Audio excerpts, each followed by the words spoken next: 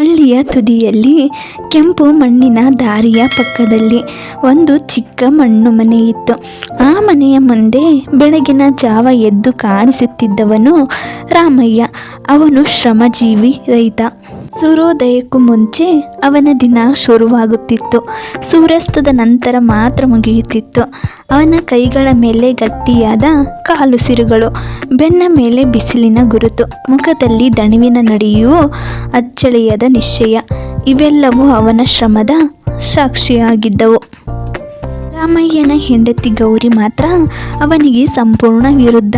ಬೆಳಗ್ಗೆ ಸೂರ್ಯ ತಲೆ ಮೇಲೆ ಬಂದರೂ ಹಾಸಿಗೆಯಿಂದ ಏಳಲು ಮನಸ್ಸಾಗದು. ಇನ್ನೂ ಸ್ವಲ್ಪ ನಿದ್ರೆ ಎನ್ನುವುದು ಅವಳ ದಿನದ ಮೊದಲ ಮಾತು. ಮನೆ ಕೆಲಸ, ಹೊಲದ ಕೆಲಸ, ಹಸುವಿನ ಆರೈಕೆ ಎಲ್ಲವೂ ಅವಳಿಗೆ ಹೊರೆ. ನಾನು ಮಾಡೋದು ಏನು? ನೀನು ರೈತ ಅಲ್ಲವಾ, ಎಲ್ಲವನ್ನ ನೀನೇ ನೋಡ್ಕೊ ಎಂದು ಹೇಳಿ ತಪ್ಪಿಸಿಕೊಳ್ಳುತ್ತಿದ್ದಳು. ರಾಮಯ್ಯನಿಗೆ ಇದರಿಂದ ನೋವಾಗುತ್ತಿತ್ತು. ಆದರೆ ಅವನು ಜಗಳವಾಡುವವನೂ ಅಲ್ಲ. ಇವಳು ಒಂದು ದಿನ ಬದಲಾಗುತ್ತಾಳೆ ಎಂದು ಮನಸ್ಸಿಗೆ ಹೇಳಿಕೊಂಡು ತನ್ನ ಕೆಲಸದಲ್ಲಿ ಮುಳುಗುತ್ತಿದ್ದ. ಬೆಳಗ್ಗೆ ಹಸುವಿಗೆ ಮೇವು ಹಾಕಿ ಹಾಲು ಕರೆದುಕೊಂಡು ನಂತರ ಹೊಲಕ್ಕೆ ಹೊರಡುತ್ತಿದ್ದ. ಮಣ್ಣು ಒದ್ದೆ ಮಾಡುವುದು, ಗಿಡಗಳಿಗೆ ನೀರು ಹಾಕುವುದು, ಕಳೆ ತೆಗೆಯುವುದು ಎಲ್ಲವನ್ನೂ ಒಬ್ಬನೇ ಮಾಡುತ್ತಿದ್ದ. ಗೌರಿ ಮನೆಯೊಳಗೆ ಕುಳಿತು ನೆರೆ ಮನೆಯವರ ಜೊತೆ ಮಾತುಕತೆ, ಗಾಸಿಪ್. ನಮ್ಮ ರಾಮಯ್ಯ ದಿನವಿಡೀ ಹೊಲದಲ್ಲಿಯೇ ಇರುತ್ತಾನೆ, ನನಗೆ ಯಾರೂ ಮಾತಾಡೋಕೆ ಇಲ್ಲ ಎಂದು ತಾನು ಬಲಿ ಪಶುವಿನಂತೆ ಹೇಳುತ್ತಿದ್ದಳು. ಆದರೆ ಯಾರಾದರೂ ನೀನು ಕೂಡ ಕೈ ಜೋಡಿಸಬಹುದಲ್ಲ ಎಂದರೆ ನನಗೆ ಆರೋಗ್ಯ ಸರಿಯಿಲ್ಲ ಎಂದು ನೆಪ ಹೇಳುತ್ತಿದ್ದಳು. ಹಳ್ಳಿಯವರು ರಾಮಯ್ಯನ ಶ್ರಮವನ್ನು ಮೆಚ್ಚುತ್ತಿದ್ದರು. ಅವನು ಇದ್ದರೆ ಹೊಲ ಹಸಿರಾಗಿರುತ್ತೆ ಎಂದು ಹೇಳುತ್ತಿದ್ದರು. ಆದರೆ ಗೌರಿಯ ಸೋಮಾರಿತನ ಎಲ್ಲರಿಗೂ ಗೊತ್ತು. ಕೆಲವರು ರಾಮಯ್ಯನಿಗೆ ಸಲಹೆ ಕೊಡುತ್ತಿದ್ದರು, ಸ್ವಲ್ಪ ಕಠಿಣವಾಗಿರು, ಅವಳನ್ನು ಕೆಲಸಕ್ಕೆ ಇಳಿಸು. ರಾಮಯ್ಯ ಮಾತ್ರ ಮೌನವಾಗುತ್ತಿದ್ದ. ಕೋಪದಿಂದ ಏನೂ ಆಗುವುದಿಲ್ಲ ಎಂದು ಅವನು ನಂಬಿದ್ದ. ಒಂದು ವರ್ಷ ಮಳೆ ಚೆನ್ನಾಗಿ ಬಂತು. ರಾಮಯ್ಯನ ಹೊಲದಲ್ಲಿ ಬೆಳೆ ತುಂಬ ಚೆನ್ನಾಗಿ ಬೆಳೆದಿತ್ತು. ಅವನು ದಿನ ರಾತ್ರಿ ದುಡಿದು ಗದ್ದೆಯನ್ನು ಚಿನ್ನದಂತೆ ಮಾಡಿದ್ದ. ಕೊಯ್ಲಿನ ಸಮಯ ಬಂದಾಗ ಅವನು ಖುಷಿಯಿಂದ ಮನೆಗೆ ಬಂದು ಗೌರಿಯನ್ನು ಕರೆದು ಹೇಳಿದ, ಈ ವರ್ಷ ನಮ್ಮ ಬದುಕು ಬದಲಾಗಬಹುದು. ನೀನು ಸ್ವಲ್ಪ ಸಹಾಯ ಮಾಡಿದರೆ ಇನ್ನೂ ಚೆನ್ನಾಗಿರುತ್ತೆ. ಗೌರಿ ತಲೆ ಆಡುತ್ತಲೇ ನೋಡೋಣ ಎಂದು ಹೇಳಿ ಒಳಗೆ ಹೋದಳು. ಕೊಯ್ಲಿನ ದಿನ ರಾಮಯ್ಯ ಒಬ್ಬನೇ ಹೊಲದಲ್ಲಿ ಕೆಲಸ ಮಾಡುತ್ತಿದ್ದ. ಅವನ ಬೆನ್ನು ನೋವಿನಿಂದ ತತ್ತರಿಸಿತು, ಕೈಗಳು ನಡುಗುತ್ತಿದ್ದವು. ಆ ವೇಳೆ ಗೌರಿ ಮನೆಯಲ್ಲೇ ಕುಳಿತು ವಿಶ್ರಾಂತಿ. ಸಂಜೆ ರಾಮಯ್ಯ ಮನೆಗೆ ಬಂದಾಗ, ನೀನಿವತ್ತು ಏನು ಮಾಡಿದ್ದೀಯಾ ಎಂದು ಕೇಳಿದ.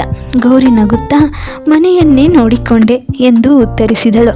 ರಾಮಯ್ಯ ಏನೂ ಹೇಳಲಿಲ್ಲ, ಆದರೆ ಅವನ ಕಣ್ಣಲ್ಲಿ ನೋವು ಸ್ಪಷ್ಟವಾಗಿತ್ತು. ಕಾಲ ಕಳೆದಂತೆ ರಾಮಯ್ಯನ ದೇಹ ಶಕ್ತಿ ಕುಗ್ಗತೊಡಗಿತು. ಅವನು ವಯಸ್ಸಾದಂತೆ ಕೆಲಸ ಇನ್ನೂ ಕಷ್ಟವಾಗುತ್ತಿತ್ತು. ಒಂದು ದಿನ ಹೊಲದಲ್ಲಿ ಕೆಲಸ ಮಾಡುತ್ತಾ ಅವನಿಗೆ ತಲೆಸುತ್ತು ಬಂತು. ಅವನು ಮಣ್ಣಿನ ಮೇಲೆ ಕುಸಿದು ಬಿದ್ದ. ಹಳ್ಳಿಯವರು ನೋಡಿ ಓಡಿ ಬಂದು ಎತ್ತಿಕೊಂಡರು. ಇಷ್ಟು ಕೆಲಸ ಒಬ್ಬನೇ ಮಾಡಬೇಡ ಎಂದು ಸಲಹೆ ನೀಡಿದರು. ಆ ದಿನ ಮೊದಲ ಬಾರಿಗೆ ಗೌರಿಗೆ ಭಯವಾಯಿತು. ರಾಮಯ್ಯನನ್ನು ಹಾಸಿಗೆಯಲ್ಲಿ ಮಲಗಿಸಿ ಅವಳು ಅವನ ಮುಖ ನೋಡುತ್ತಿದ್ದಳು. ಅವನ ಕಣ್ಣುಗಳಲ್ಲಿ ದಣಿವು, ದೇಹದಲ್ಲಿ ಕಂಪನ. ವೈದ್ಯರು ಹೇಳಿದರು, ಅವನಿಗೆ ವಿಶ್ರಾಂತಿ ಬೇಕು, ಕೆಲಸ ಕಡಿಮೆ ಮಾಡಬೇಕು. ಆ ಮಾತು ಕೇಳಿ ಗೌರಿಯ ಮನಸ್ಸಿನಲ್ಲಿ ಏನೋ ಕದಲಿತು. ರಾಮಯ್ಯ ವಿಶ್ರಾಂತಿಗೆ ಮಲಗಿದ್ದ ದಿನಗಳಲ್ಲಿ ಮನೆಯ ಕೆಲಸ, ಹಸುವಿನ ಕೆಲಸ ಎಲ್ಲವೂ ಗೌರಿಯ ಮೇಲೆಯೇ ಬಂತು.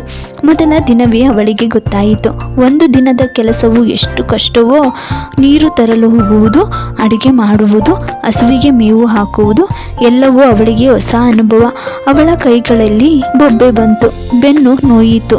ಅವಳು ಮನಸ್ಸಿನಲ್ಲಿಯೇ ಯೋಚಿಸಿದಳು, ರಾಮಯ್ಯ ಇದನ್ನೆಲ್ಲ ವರ್ಷಗಳ ಕಾಲ ಒಬ್ಬನೇ ಮಾಡಿದ್ದಾನೆ, ನಾನು ಏನು ಮಾಡಿದೆ ಎಂದು ಅವಳಿಗೆ ಲಜ್ಜೆ ಎನಿಸಿತು. ಆ ರಾತ್ರಿ ಅವಳು ನಿದ್ರೆ ಮಾಡಲಿಲ್ಲ. ರಾಮಯ್ಯ ಮಲಗಿದ್ದ ಕಡೆ ನೋಡುತ್ತಾ ಕಣ್ಣೀರಿಟ್ಟಳು. ಕೆಲ ದಿನಗಳಲ್ಲಿ ರಾಮಯ್ಯ ಸ್ವಲ್ಪ ಚೇತರಿಸಿಕೊಂಡ. ಅವನು ಎದ್ದು ಕುಳಿತುಕೊಳ್ಳಲು ಪ್ರಯತ್ನಿಸಿದಾಗ ಗೌರಿ ತಡೆಯುತ್ತಾ, ನೀನು ವಿಶ್ರಾಂತಿ ಮಾಡು, ಇವತ್ತು ನಾನು ಹೊಲಕ್ಕೆ ಹೋಗುತ್ತೀನಿ ಎಂದು ಹೇಳಿದಳು.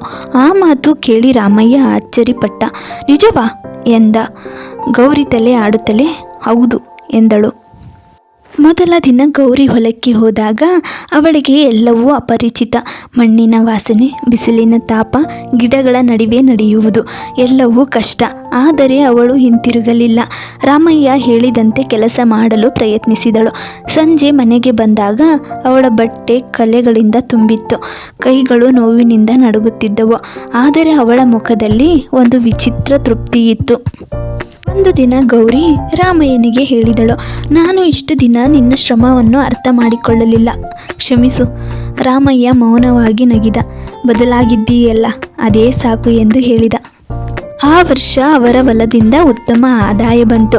ಆದರೆ ಅದಕ್ಕಿಂತ ದೊಡ್ಡ ಲಾಭವೆಂದರೆ ಅವರ ಜೀವನದಲ್ಲಿ ಬಂದ ಬದಲಾವಣೆ. ಗೌರಿ ಈಗ ಸೋಮಾರಿ ಹೆಂಡತಿಯಲ್ಲ, ಅವಳು ಶ್ರಮದ ಮೌಲ್ಯ ತಿಳಿದ ಮಹಿಳೆ. ರಾಮಯ್ಯ ಕೂಡ ಒಬ್ಬನೇ ಹೊರೆ ಹೊತ್ತುಕೊಳ್ಳುವವನೂ ಅಲ್ಲ, ಅವನಿಗೆ ಜೊತೆಯಾದ ಸಹಚಾರಿ ಇದ್ದಾಳು. ಹಳ್ಳಿಯ ಹಿರಿಯರು ಈ ಕಥೆಯನ್ನು ಮಕ್ಕಳಿಗೆ ಹೇಳುತ್ತಿದ್ದರು. ಶ್ರಮ ಒಬ್ಬನ ಹೊಣೆಯಲ್ಲ, ಕುಟುಂಬದ ಹೊಣೆ. ಸೋಮಾರಿತನ ಕ್ಷಣಿಕ ಸುಖ ಕೊಡಬಹುದು, ಆದರೆ ಶ್ರಮ ಮಾತ್ರ ಜೀವನಕ್ಕೆ ಅರ್ಥ ಕೊಡುತ್ತದೆ ಎಂದು ಉಪದೇಶಿಸುತ್ತಿದ್ದರು. ಈ ಕಥೆಯ ಪಾಠ: ಶ್ರಮವನ್ನು ಹಂಚಿಕೊಂಡರೆ ಬದುಕು ಸುಲಭವಾಗುತ್ತದೆ. ಒಬ್ಬನ ಶ್ರಮವನ್ನು ನಿರ್ಲಕ್ಷಿಸಿದರೆ ಸಂಬಂಧಗಳು ಬಿರುಕು ಬೀಳುತ್ತವೆ.